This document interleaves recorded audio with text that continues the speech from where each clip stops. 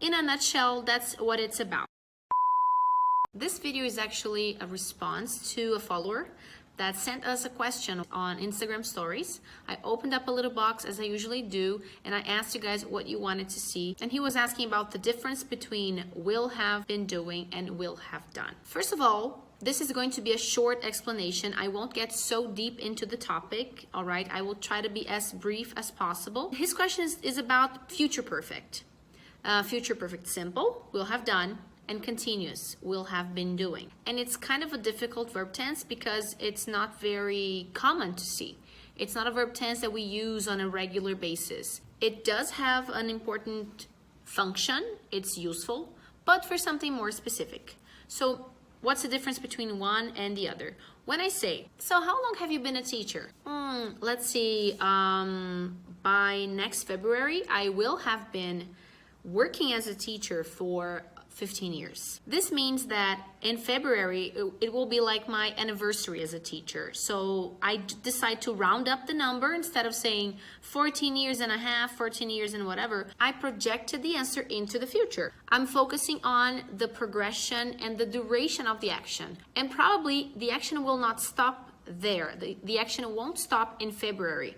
February is just a reference, a projection into the future. I like to say that present perfect has a limit now. That's all I know. I've been working as a teacher for 14 years and 7 months, 8 months now. Until now. I know about now and the past. Future perfect helps me project that into the future. So by February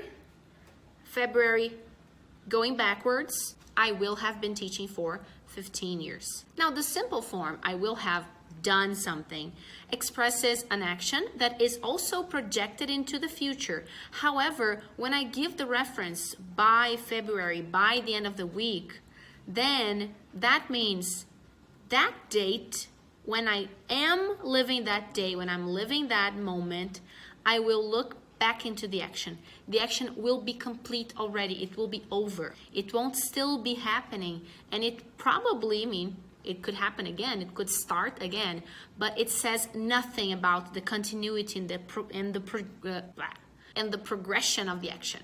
I haven't finished the project yet, but don't you worry, by the end of the week, which is the deadline, I will have finished it. By Saturday, it will be complete. I like to think of this as time traveling, back to the future. If you go into the future, if it's Saturday, what do you say about that action? I have finished the project. I have met my deadline, because the action will be in the past. Now it's in the future. I'm projecting that into the future and thinking of a moment right after the action is completed. I hope it was clear. It's not a very easy verb tense to explain in such, a quick video. But if you guys liked it, if you want to know more about future perfect, just let me know and I can make a full class, longer video with full explanation and practice. Let me know.